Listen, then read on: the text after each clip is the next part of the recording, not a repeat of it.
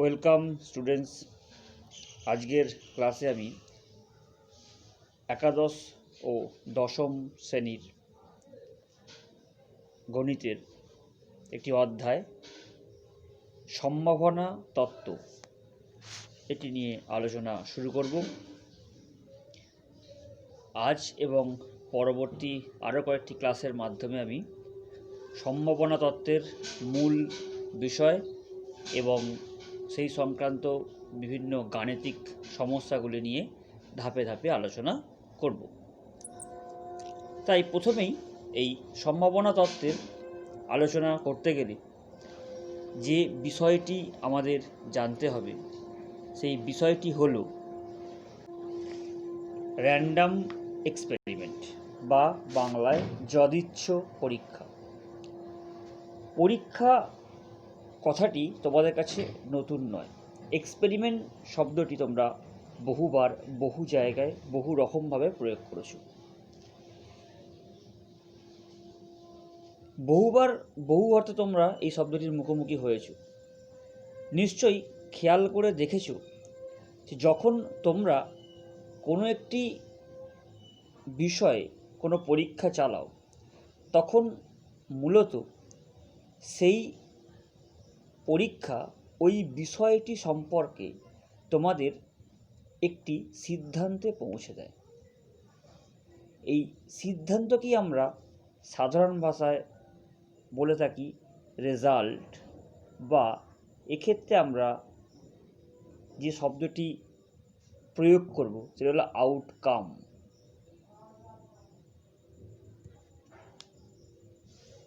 এখন মনে করো যে হলো একটি পরীক্ষা, তা একবার সম্পাদন করা হয়েছে। ধরা যাক সেক্ষেত্রে আমি যে ফলাফলটা পেলাম, যে আউটকাম পেলাম, তাকে আমরা লিখলাম R1।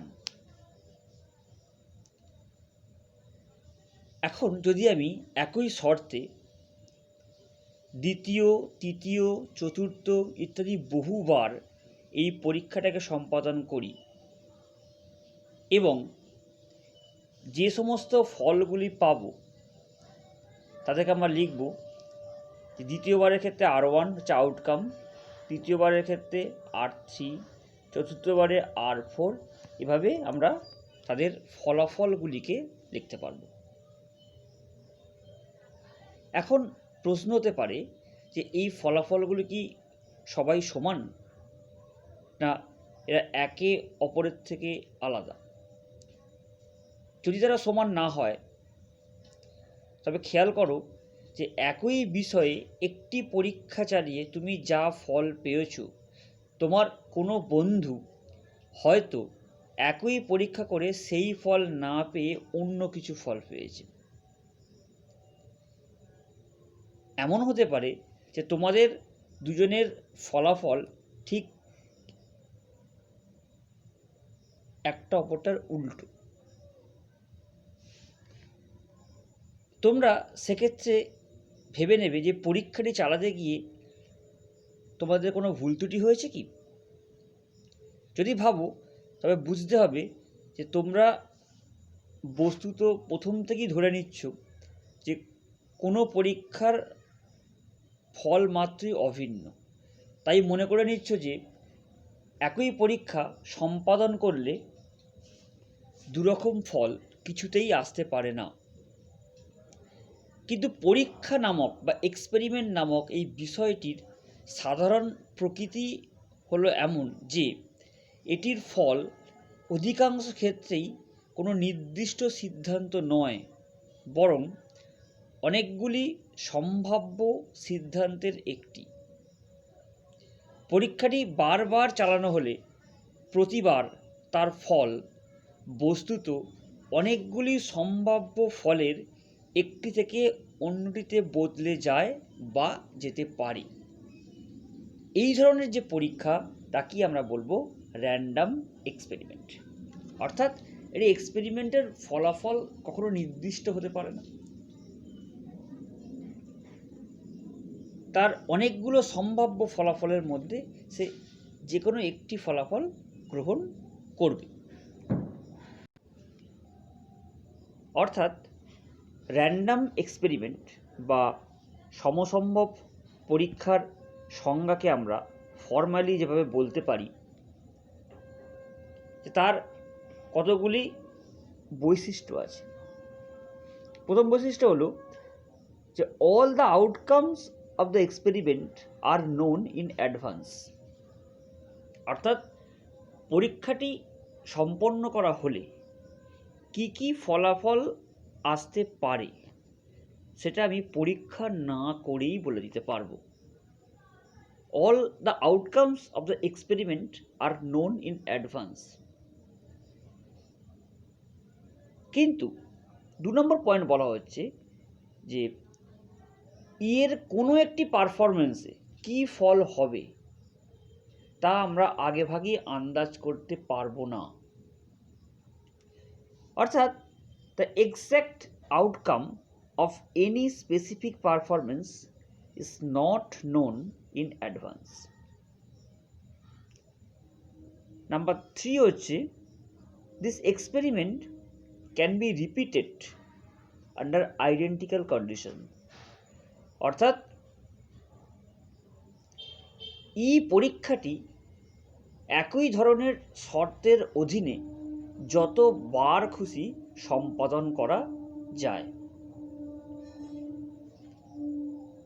এবং নাম্বার 4,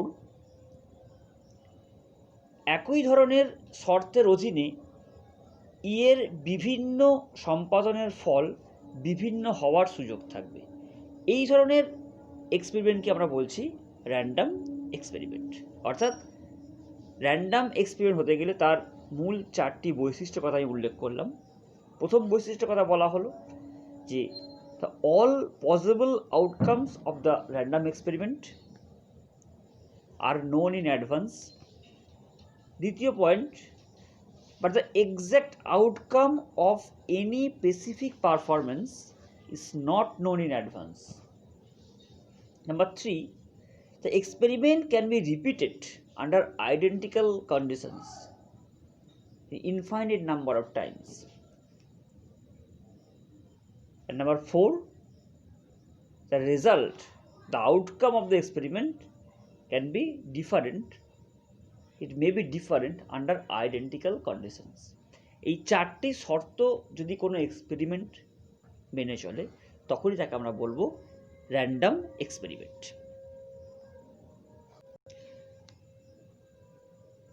এখন আমি আলোচনা করব র্যান্ডাম এক্সপেরিমেন্টের কিছু এক্সাম্পল সম্বন্ধে।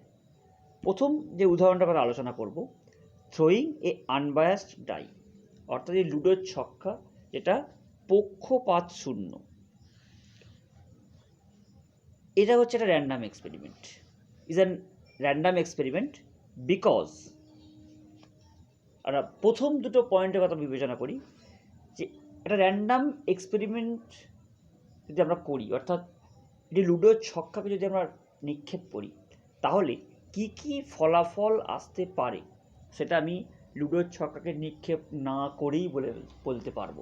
অর্থাৎ ফলাফলগুলো হবে 1 or 2 or 3 or 4 or 5 অথবা 6, এটার মধ্যে যে কোনো একটি আমি পাবো। কিন্তু কোনো একটা পার্টিকুলার পারফরমেন্সে আমি কি আউটকাম পাবো, অর্থাৎ 1, 2, 3, 4, 5 and 6 এর মধ্যে কোন সংখ্যাটি পাবো সেটা কিন্তু আমি এক্সপেরিমেন্ট না করে বলতে পারবো না। তাই এটা হলো কিন্তু একটা র্যান্ডাম এক্সপেরিমেন্ট। এবং 3 এবং 4 নম্বর যে শর্তটা আলোচনা করেছিলাম যে এই এক্সপেরিমেন্টটাকে আমি যতবার খুশি রিপিট করতে পারবো আন্ডার আইডেন্টিক্যাল কন্ডিশন, এবং এর এই 6টি যে মান এর মধ্যে বিভিন্ন মান সে দিতে পারবে, বিভিন্ন ফলাফল হওয়ার সুযোগ আছে। দ্বিতীয় পয়েন্ট হচ্ছে, দ্বিতীয় এক্সাম্পল হলো টসিং এ ফেয়ার কয়েন। এটা ফেয়ার কয়েন, এটা মুদ্রাকে টস করেছি, তাহলে এই এক্সপেরিমেন্টকে আমরা বলবো এটা হলো র্যান্ডাম এক্সপেরিমেন্ট। কারণ সেক্ষেত্রে আমরা দুটোই আউটকাম পাবো, আইদার হেড অর টেল, যেটা আমি আগে থেকেই জানি। কিন্তু পার্টিকুলার কোনো একটি পারফরমেন্স বা কোনো একবার নির্দিষ্ট নিক্ষেপ করলে আমি হেড পাবো না টেল পাবো সেটা কিন্তু নিক্ষেপ না করার আগে বলতে পারবো না, নিক্ষেপ না করলে আমি বলতে পারবো না। এই ধরনের যে এক্সপেরিমেন্ট তাকেই বলা হচ্ছে র্যান্ডাম এক্সপেরিমেন্ট। বা drawing a card from a well shuffle pack of cards, 52টি তাসের একটি প্যাকেট থেকে আমি একটি তাসকে টেনে নিয়েছি। সেই তাসটি কি হবে সেটা কিন্তু আমি আগে থেকে বলতে পারবো না, কিন্তু কি কি হতে পারে, all possibilities R known in advance. তাই এটাও কিন্তু একটি র্যান্ডাম এক্সপেরিমেন্ট। তাহলে এই হলো প্রবাবিলিটির প্রাথমিক যে বিষয়টি, অর্থাৎ র্যান্ডাম এক্সপেরিমেন্ট, এটা সম্বন্ধে তার সংক্ষিপ্ত ধারণা। নেক্সট যে পয়েন্টটি নিয়ে আলোচনা করব সেটি হলো স্যাম্পল স্পেস, বাংলায় যাকে বলা হয় নমুনাদেশ বা ঘটনাদেশ। আমরা সংজ্ঞাটায় আসি। Consider an experiment whose outcome is not predictable with certainty. However, although the outcome of the experiment will not be known in advance, let us suppose that a set of all possible outcomes is known. This set of all possible outcomes of an experiment is known as sample space of the experiment. অর্থাৎ যদি আমরা একটা random experiment conduct করি, তার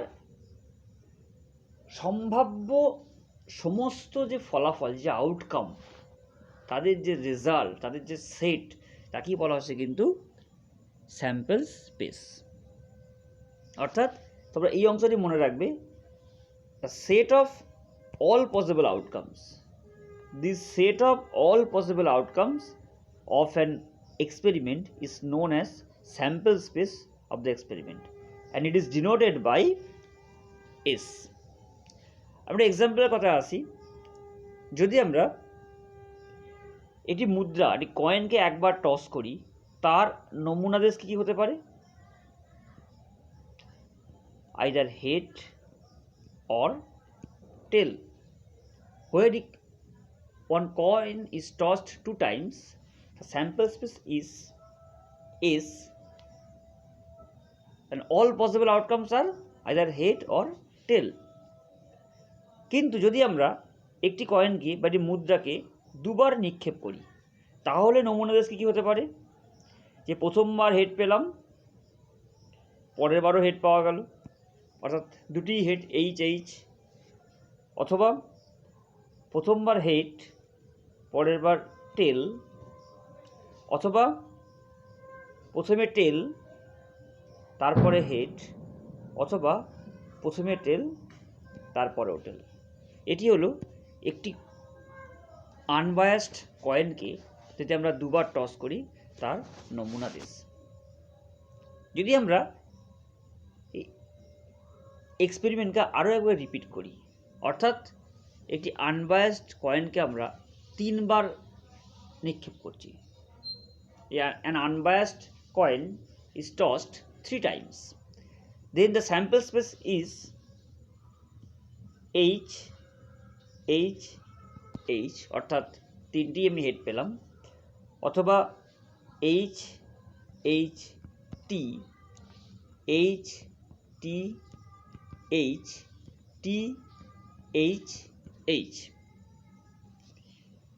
বা T H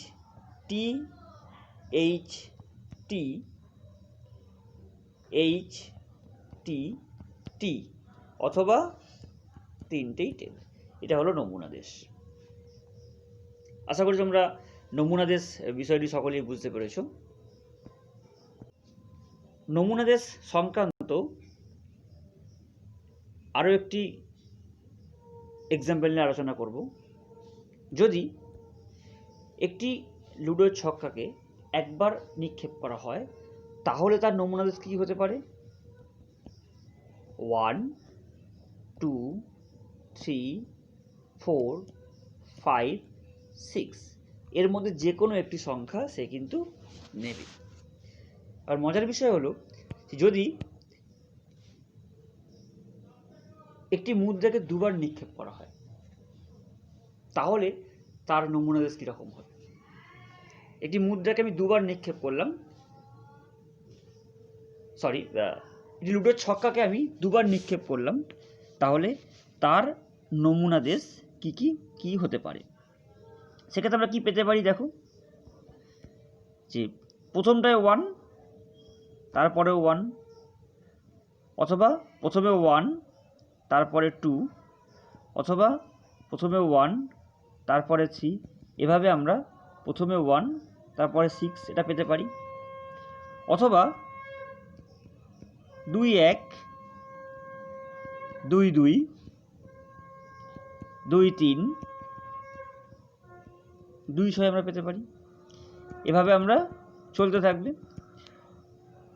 3, 1 পেতে পারি, 4, 1 পেতে পারি, একই রকমভাবে 3, 2, 3, 3, 3, 4, 3, 5, 3, 6, 4, 1, 4, 2, 4, 3, 4, 5, 4, 6 এইভাবে আমরা একই রকমভাবে 5, 1, 5, 2 করে 5, 6 পর্যন্ত, বা 6, 1, 6, 2 করে 6, অর্থাৎ 36 হচ্ছে স্যাম্পল পয়েন্ট। অর্থাৎ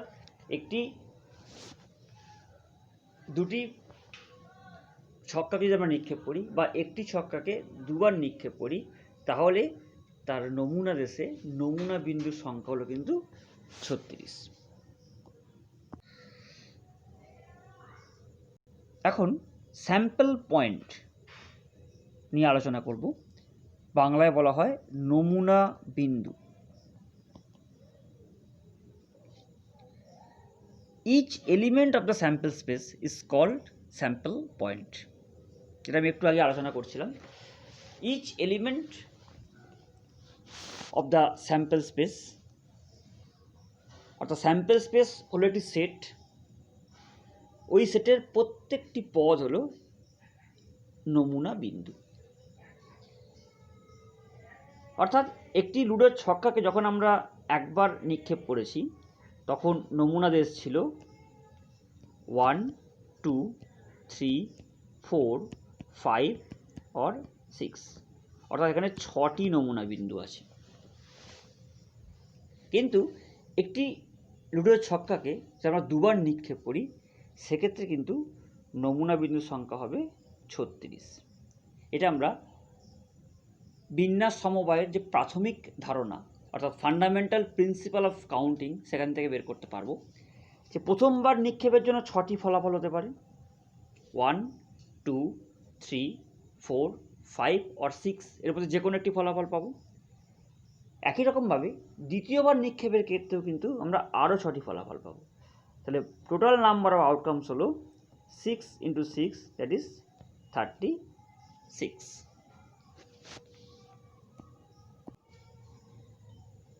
এখন ইভেন্ট বা ঘটনা এই বিষয় নিয়ে আমি আলোচনা করব। Any subset E of the sample space is known as event. অর্থাৎ নমুনা দেশের যে কোনো সাবসেট, আশা করি সেটের ধারণা থেকে তোমরা সাবসেট বিষয়টি বুঝতে পেরেছ, তাকেই বলা হচ্ছে ইভেন্ট। ধরো একটি মুদ্রাকে দুবার নিক্ষেপ করেছি, তাহলে তার নমুনা দেশ কী হতে পারে আমরা একটু আগে আলোচনা করেছি যে নমুনা দেশ হতে পারে HH, অর্থাৎ দুটোই head, H for head and T for tail, H T T H T T। এখান থেকে আমরা একটা ইভেন্ট বেছে নিয়েছি, কি তার দুটি নমুনা বিন্দু নিয়েছি, HH এবং HT। তখন হলো একটা ইভেন্ট, কারণ হলো নমুনা দেশের কিন্তু সাবসেট। আশা করি ঘটনা বিষয়টি তোমরা বুঝতে পেরেছো। বা আরও একটি এক্সাম্পল আমরা ভাবি যে একটি লুডোর ছক্কাকে দুবার নিক্ষেপ করেছি, করার ফলে আমি তার মধ্যে 36 আউটকামস পেয়েছি, অর্থাৎ নমুনা দেশে 36টি নমুনা বিন্দু আছে। এখন আমি সেই সমস্ত নমুনা বিন্দুগুলোকে বেছে নেব, নিয়ে একটা সাবসেট তৈরি করব, যেখানে তাদের যোগফলটা হবে 7, অর্থাৎ প্রথম ছক্কা এবং দ্বিতীয় ছক্কা, তাদের যে আপার ফেজে আমি সংখ্যাটা পাবো, যে নাম্বারটা পাবো, তাদের যোগফল হবে 7। এইভাবে আমরা কিন্তু একটা সাবসেট তৈরি করছি। অর্থাৎ কি কি আসতে পারে? 1 6 2 5 3 4 4 3 5 2 6 1, অর্থাৎ 6টি নমুনা বিন্দু আমি পেলাম। তাহলে ই হলো কিন্তু একটা ইভেন্ট, যেটা অবশ্যই নমুনা দেশের একটা সাবসেট। ইভেন্ট বা ঘটনাকে আমরা দুটি ভাগে বিভক্ত করতে পারি। প্রথম ভাগটাকে বলা হলো elementary event. An event having only one বা only a single sample point is called elementary or simple event. অর্থাৎ নমুনা দেশের একটিমাত্র নমুনা বিন্দু নিয়ে যদি ইভেন্টটা তৈরি হয়, তখন তাকে বলা হলো এলিমেন্টারি ইভেন্ট বা সিম্পল ইভেন্ট। যেমন যদি আমরা একটি মুদ্রাকে দুইবার নিক্ষেপ করি, তাহলে তার নমুনা দেশ হলো এস, তোমরা দেখতে পাচ্ছ HH, HT, TH এবং TT। আমি আমার ঘটনা ধরলাম যে দুটোই হেড পড়ো, অর্থাৎ প্রথমবার নিক্ষেপও আমি হেড পাবো, দ্বিতীয়বার নিক্ষেপও আমি হেড পাবো। সেটাই হলো আমার ঘটনা। অর্থাৎ E1 ঘটনাটা হচ্ছে HH, অর্থাৎ এখানে একটি মাত্র নমুনা বিন্দু আছে, তাই এটাকে বলা হচ্ছে সিম্পল ইভেন্ট বা এলিমেন্টারি ইভেন্ট। কিন্তু যদি আমি বলি যে এটি ইভেন্ট কেবলমাত্র একটি হেড পাবো, সেটা হচ্ছে আমার ঘটনা। অর্থাৎ একটি মুদ্রাকে দুবার নিক্ষেপ করলাম, ঠিক একবার হেড পাবো, এটা যদি আমার ঘটনা হয়, তাহলে তার সপক্ষে আমি দুটি নমুনা বিন্দু পাবো। প্রথমটি হলো HT, অর্থাৎ প্রথমবার হেড তারপরে এবারে টেল, অথবা TH, প্রথমে টেল তারপরে হেড। অর্থাৎ এক্ষেত্রে কিন্তু একাধিক নমুনা বিন্দু আমি পেলাম, তাই এটা কিন্তু এলিমেন্টারি ইভেন্ট বা সিম্পল ইভেন্ট নয়। তাহলে এটা কী ধরনের ইভেন্ট? এটি হলো মিক্সড ইভেন্ট বা কম্পাউন্ড ইভেন্ট বা কম্পোজিট ইভেন্ট। আমি আরও কয়েকটা এক্সাম্পলের কথা বলবো। When two coins are tossed, the sample space S equals to, তোমরা দেখতে পাচ্ছ HH, HT, TH এবং TT। আমি ইভেন্ট কে ধরলাম getting at least one head, অর্থাৎ অন্তত একটি হেড পাব। তাই সেক্ষেত্রে কী হতে পারে? HH থাকতে পারে, অর্থাৎ দুটি হেড, অথবা একটি হেড থাকতে পারে, সেক্ষেত্রে HT এবং TH থাকতে পারে। তাই এটি হলো আমার ইভেন্ট, এবং এটা দেখো একাধিক নমুনা বিন্দু আছে, তাই এটা হলো কম্পোজিট ইভেন্ট বা compound event.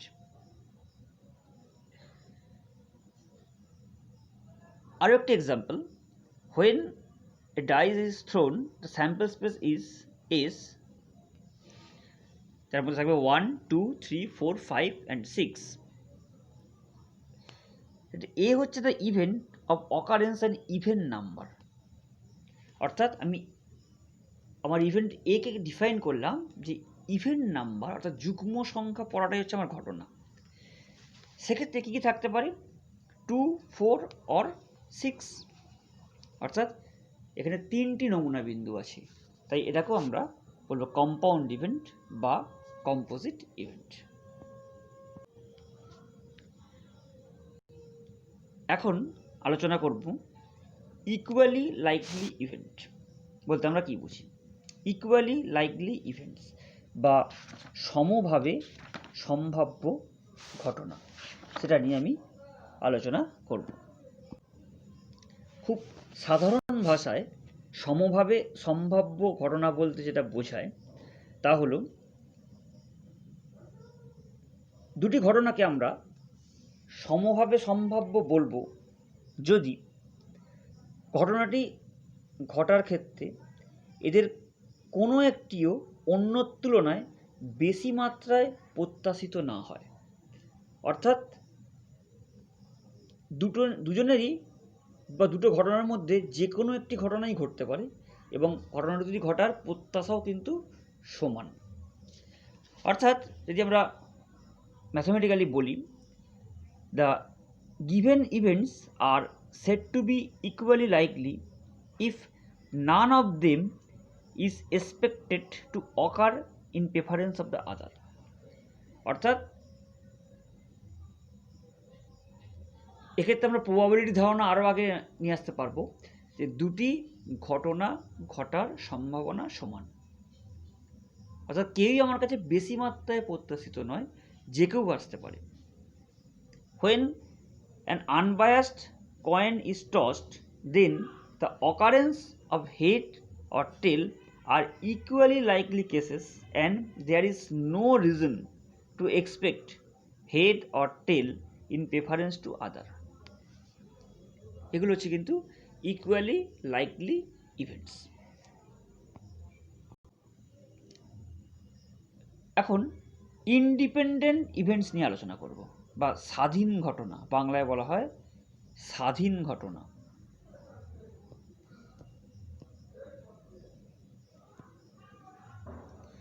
Two events are said to be independent if the occurrence of one does not depend on the occurrence of the other.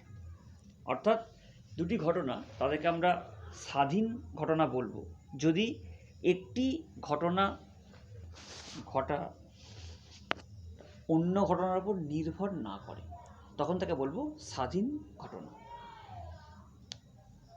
একটি ঘটনা ঘটা বা না ঘটা বিষয়টি অন্য ঘটনার উপর নির্ভর করবে না, তখন তাকে আমরা বলবো ঘটনা দুটি হলো স্বাধীন ঘটনা।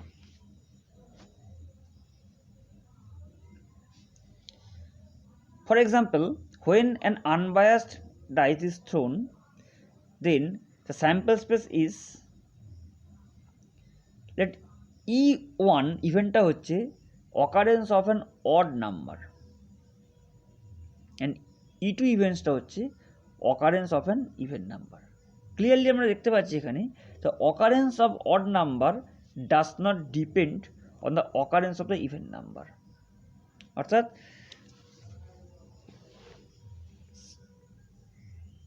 অড নাম্বার আসা বা ইভেন নাম্বার আসা তারা একে অপরকে কিন্তু প্রভাবিত করবে না, তারা সম্পূর্ণ আলাদা সংখ্যা, তারা আলাদাভাবেই কিন্তু ঘটতে পারে। এটাকে বলা হচ্ছে ইন্ডিপেন্ডেন্ট ইভেন্ট। এই নিয়ে আমরা বিস্তারিতভাবে আরও আলোচনা করব স্বাধীন ঘটনা, এবং যখন আমরা কন্ডিশনাল প্রবাবিলিটি নিয়ে আলোচনা করব তখন আমরা এই বিষয়ে আরও বিস্তারিত আলোচনা করব।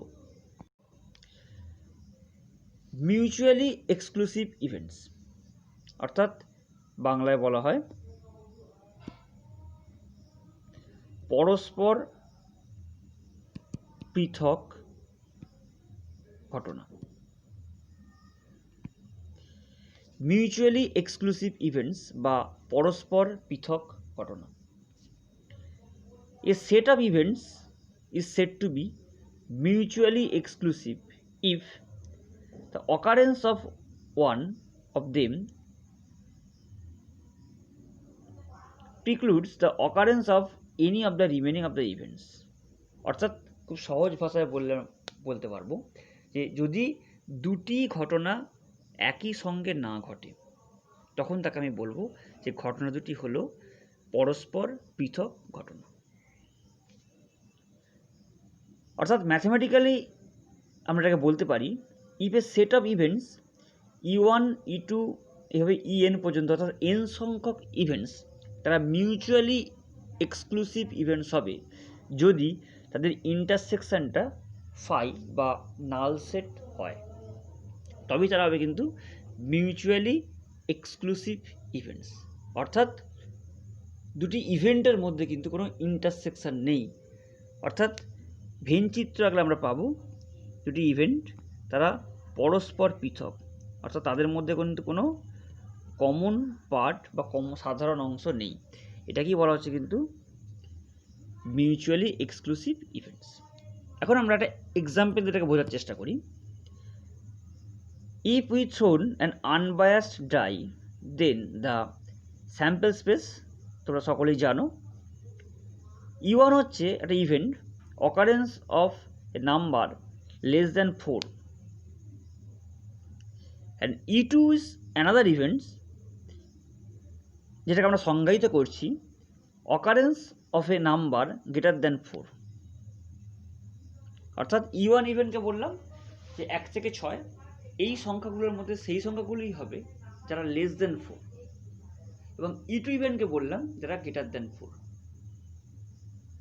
দেখো দুটো কিন্তু একই সঙ্গে ঘটবে না, অর্থাৎ লেস দেন 4 ইভেন্টটা ঘটলে আর গ্রেটার দেন 4 ইভেন্টটা ঘটার কোনো সম্ভাবনাই নেই, বা গ্রেটার দেন 4 ইভেন্ট অর্থাৎ যদি আবার 6 পড়ে তাহলে কিন্তু 3 আসার কোনো সম্ভাবনাই নেই, বা 1 আসার কোনো সম্ভাবনা নেই। তাই এক্ষেত্রে দুটি ঘটনাকে বলা হচ্ছে মিউচুয়ালি এক্সক্লুসিভ ইভেন্টস। এখন প্রশ্ন হতে পারে যে মিউচুয়ালি এক্সক্লুসিভ নয় এমন ইভেন্ট কি হতে পারে? মিউচুয়ালি এক্সক্লুসিভ ইভেন্ট নয় এমন কী হতে পারে? ধরো আমি একটা খুব সহজ উদাহরণ দিয়ে বিষয়টিকে ব্যাখ্যা করার চেষ্টা করি যে প্রথম 50টি স্বাভাবিক সংখ্যা, অর্থাৎ 1 2 3 এইভাবে প্রথম 50টি স্বাভাবিক সংখ্যা, আমি দুটি ইভেন্টকে সংজ্ঞায়িত করছি। ইভেন্ট এ হলো আমি এই 50টি কার্ড যেখানে 1 থেকে 50 লেখা আছে সেখান থেকে একটা কার্ডকে আমি তুলে নেব, তোলার পরে সংখ্যাটিকে আমি দেখব। ইভেন্ট এ হলো যে সেই সংখ্যাটি 3 দ্বারা বিভাজ্য হবে, এবং ইভেন্ট বি হলো যে সংখ্যাটি 5 দ্বারা বিভাজ্য হবে। অর্থাৎ দুটি ঘটনাকে সংজ্ঞায়িত করলাম যে আমি যে কার্ড বেছে নিয়েছি তার মধ্যে সংখ্যাটি লেখা আছে সেটা যদি 3 দ্বারা বিভাজ্য হয় তাহলে বলবো এই ঘটনাটি ঘটেছে, যদি সেটা 5 দ্বারা বিভাজ্য হয় তাহলে বলবো ঘটনাটি বি ঘটেছে। অর্থাৎ যদি দেখলাম যে কার্ডের মধ্যে আমার 6 লেখা আছে তার মানে এ ঘটনাটি ঘটলো, বি ঘটনা কিন্তু ঘটলো না। যদি কার্ডের মধ্যে 10 থাকে তার অর্থ হলো বি ঘটনাটি ঘটলো, এ ঘটলো না। কিন্তু যদি কার্ডের মধ্যে 15 লেখা থাকে তাহলে সংখ্যাটি 3 দ্বারা বিভাজ্য, অর্থাৎ এ ঘটনাটি ঘটলো, এবং একই সঙ্গে সংখ্যাটি 5 দ্বারাও বিভাজ্য, তাই বি ঘটনাটিও ঘটলো। অর্থাৎ এখানে এ ঘটনা এবং বি ঘটনা দুটো কিন্তু একই সঙ্গে ঘটেছে, তাই এরা কিন্তু পরস্পর পৃথক ঘটনা নয় বা মিউচুয়ালি এক্সক্লুসিভ ইভেন্ট নয়। এখন এক্সস্টিভ ইভেন্ট বা বাংলায় যাকে বলা হয় সম্পূর্ণ ঘটনা, এটা নিয়ে আমি আলোচনা করব। A set of events is said to be exhaustive if the performance of the experiment result in the occurrence of at least one of them। অর্থাৎ কিছু সংখ্যক ইভেন্টস তাদেরকে আমরা এক্সস্টিভ ইভেন্ট বলবো যদি ওই ইভেন্টগুলোর মধ্যে একটি ইভেন্ট অবশ্যই ঘটবে, অন্তত একটি ইভেন্ট অবশ্যই ঘটবে, তখন তাকে আমরা বলবো তারা এক্সস্টিভ ইভেন্ট। তোমরা আগের উদাহরণটি একটু মনে করার চেষ্টা করো, যেখানে আমি বলেছিলাম যে ইভেন্ট এ হলো সংখ্যাটি 3 দ্বারা বিভাজ্য হবে এবং ইভেন্ট বি হলো সংখ্যাটি 5 দ্বারা বিভাজ্য হবে। এটা কিন্তু এক্সস্টিভ ইভেন্ট নয়। অর্থাৎ যদি আমি কার্ডে 8 লেখাটা পাই, তাহলে 8 এই সংখ্যাটি 3 দ্বারাও বিভাজ্য নয়, 5 দ্বারাও বিভাজ্য নয়। অর্থাৎ এ ইভেন্টও ঘটেনি, বি ইভেন্টও ঘটেনি। তাই এ এবং বিকে কিন্তু আমরা সম্পূর্ণ ঘটনা বা এক্সস্টিভ ইভেন্ট বলতে পারবো না। এক্সস্টিভ ইভেন্ট হতে গেলে অবশ্যই ওই সেট অফ ইভেন্টসের মধ্যে অন্তত একটি ইভেন্টসকে অবশ্যই ঘটতে হবে, তখনই তাকে আমরা বলতে পারবো সেটা হলো এক্সস্টিভ ইভেন্টস। ম্যাথমেটিক্যালি এটাকে বললে যেটা হয়, যদি A1 থেকে AN বা E1 থেকে EN এরা এক্সস্টিভ ইভেন্ট তখনই হবে যদি ইভেন্টগুলো আমরা ইউনিয়ন করলে আমরা কিন্তু সম্পূর্ণ নমুনা দেশটি পেয়ে যাব। যদি এই কন্ডিশন মেনে চলে, অর্থাৎ ইভেন্টগুলোর ইউনিয়ন করলে আমরা সম্পূর্ণ নমুনা দেশটি পেয়ে যাই, তখন তাকে আমরা বলবো ইভেন্টগুলি হলো এক্সস্টিভ ইভেন্ট বা সম্পূর্ণ ঘটনা। একটি উদাহরণের সাহায্যে আমি বিষয়টি ব্যাখ্যা করি।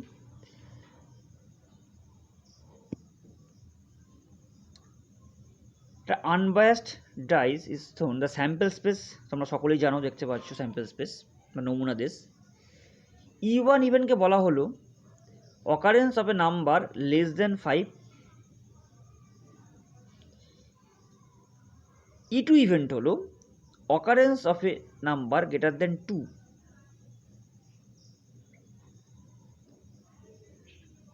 অর্থাৎ E1 ইভেন্ট হলো তার নমুনা বিন্দু হতে পারে 1, 2, 3 or 5। E2 হলো 3, 4, 5 and 6। তাহলে দেখো ইউনিয়ন করলে আমরা কি পেয়ে যাচ্ছি? সম্পূর্ণ নমুনা দেশটাই পেয়ে যাচ্ছি। অর্থাৎ E1 এবং E2 হলো এক্সস্টিভ ইভেন্ট বা সম্পূর্ণ ঘটনা। অর্থাৎ যদি আমরা একটা সংখ্যাকে বেছে নিই বা যে সংখ্যাটি আসবে সেটা কি হবে, 5-এর থেকে ছোট হবে, হতে পারে, অথবা 2-এর থেকে বড়, যে এর মধ্যে যে কোনো একটা অবশ্যই হবে। তাই এক্ষেত্রে আমরা এটাকে বলবো এই দুটি ইভেন্ট হলো এক্সস্টিভ। এখন আমরা ম্যাথমেটিক্যাল ডেফিনেশন অফ প্রবাবিলিটি বা ক্লাসিক্যাল ডেফিনেশন অফ প্রবাবিলিটি এই বিষয়টি নিয়ে আলোচনা করব। অর্থাৎ সম্ভাবনার সাবেকি সংজ্ঞা বা গাণিতিক সংজ্ঞা নিয়ে আলোচনা করব। ধরলাম যে ই হলো একটি র্যান্ডম এক্সপেরিমেন্ট। ই হলো র্যান্ডম এক্সপেরিমেন্ট